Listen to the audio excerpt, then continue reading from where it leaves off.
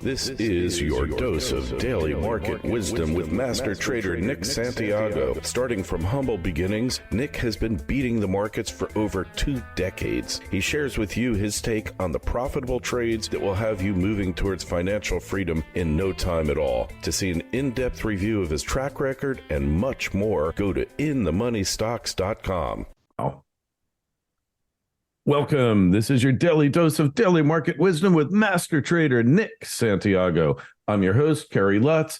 It is hard to believe 9/25/23. This month is rapidly coming to a close. This week, last trading day of the month, and it's show number 528. So, wow, we had sell-offs in the major indices last week, Nick.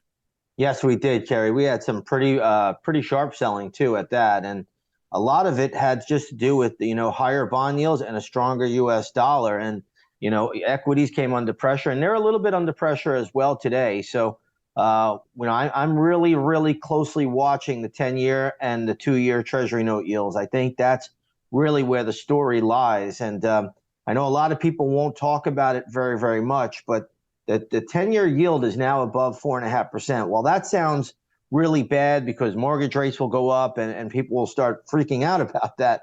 But it's not as bad as if the 2-year goes up, because then that means the Fed will have to raise rates. So keep an eye on the 2-year. I believe that's much more important. Right now, the 2-year is really not doing much today. It's only at 5.12%, basically flat, where you have the 10-year trading up about 9 basis points today, above 4.5%. So keep an eye on that 2-year between 5.25% to 5.5%. If that starts to get into that area, then it's problematic, as that will tell us another rate hike is on the horizon. Another thing I'd like to point out quickly is, believe it or not, stocks can go higher with higher interest rates. It's a fallacy out there to think that they can't. They have done that over the years, and even if you remember the last Trump administration, stocks started to go up with higher interest rates, and then ultimately, when they got too high, markets tanked. But they can go higher with higher interest rates. It's just that if you have an inverted yield curve, that's where it will mess up the banks really bad. Obviously, in March of this year, we had 3 bank failures. So that's what you have to watch for. Now, if the spread narrows between the 2-year and the 10-year, as it has an inverted yield curve, that often will be viewed as a positive for stocks. So if that does start to take place, markets can get a bid again. So just take that into consideration. I know it sounds a little confusing. Hopefully I explained it as best I can. Yeah, you know what really concerns me more than anything else right now, though, is crude oil. Because crude oil prices, they start hitting $100. It's a guaranteed recession. Guaranteed. There's nothing you can do to stop it at that point, because then the price increases filter in, and the expectations are low, and people psychologically, when they're paying $4 a gallon at the pump, $5 a gallon, are unhappy. Without a doubt, it's a direct tax on the consumer. So there's no two ways about it. High energy prices are a direct tax on the consumer. I have a little good news, though. The good news is that oil is very overbought. It's extended, and it's pulling back a little bit today. So if there's any good news, that is it right now. Well, for me as a Tesla owner, as an EV aficionado, and not because I think I'm saving the planet, because that's just delusional, but the other day, I hadn't looked at the price of gas. I could care less what the price of gas is, because I never go to a gas station unless I'm going to the 7-Eleven to get a soda or some chips or something unhealthy to eat. And I saw it. It's like, oh my God, the price of gas, it's like over $5, over $4 a gallon here in some places. That's nuts. And that was the first time it hit me. But, used to be when I had a regular car, I was acutely aware of the price of gas. I always looked at it, Yes, and I get it. I totally understand. When you're not filling up regularly at the pump, it doesn't have that psychological effect on people. But there are still a lot of gas powered vehicles out there, Kerry. So yeah, I'm not saying it's not relevant. It's just not relevant to me personally. Yeah, I just don't care. But I totally get your point there. So we have a little pullback in gold today.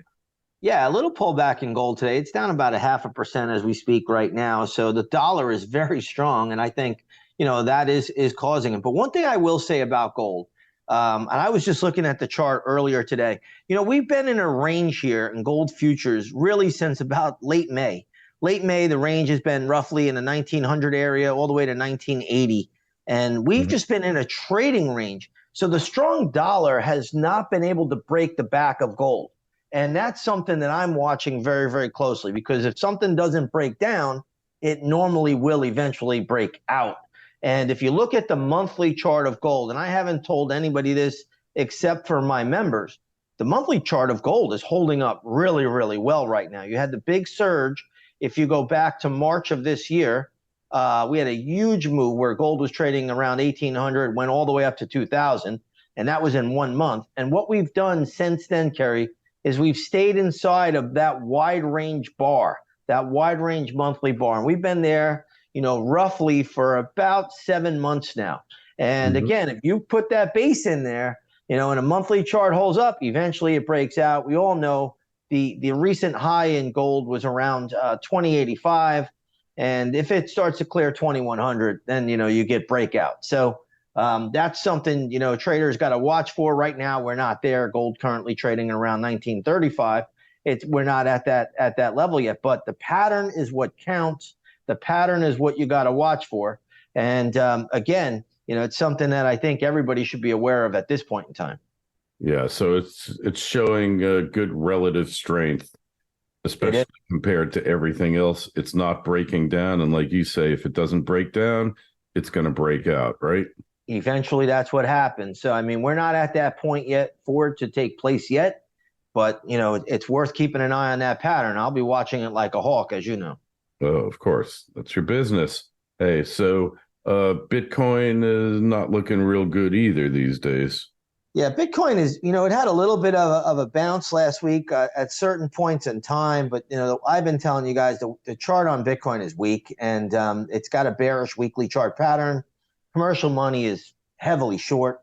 So I think you got to be really, really careful with the cryptos here. Bitcoin in particular, which is the leader of the pack, in my opinion, down about 1.3% today. It's not getting slaughtered or anything, but, it's setting up to go lower. And, my target now would be probably around the 22,000 area. I think that's, a decent area of support, maybe 21.5, but that's where it looks like it's headed down to. It's not going to get there immediately, but that's what the chart suggests that it will go down to. Interesting. So yeah, let's handle a couple questions from the crew here. See what's on your mind out there. So inflation, Jan here I think she's from Sausalito, says, has the Fed controlled inflation? We don't have to worry about higher prices anymore? Well, they've done a very good job on trying to control inflation, but you can't really control inflation when you have so much money printing in the system. You also have a stealth bank bailout, obviously, that took place in March. You have a proxy war between U.S. and Russia going on around the world, not just in Ukraine anymore. It's even in Africa. You have a possible China-Taiwan conflict.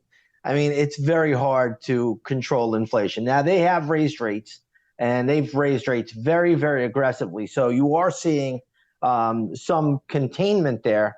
But, that lid could come off at any point in time. If you get some kind of supply chain disruption, or you get some kind of event out there, or a second war, like I mentioned with China and Taiwan, that will just send inflation through the roof. So, yeah, they brought it down a little bit in some places, but, they're containing it as best they can. Believe it or not, the Fed only has so much power, right? Their main tool is to print money and to take liquidity out of the system. And if they take too much liquidity out of the system, we see what happens with the stock market, like we saw last year. It goes down in a straight line. So that's what it's all about.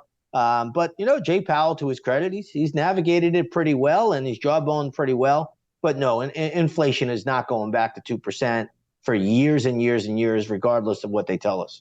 Okay, so Guy has a comment to make, and then I guess a question.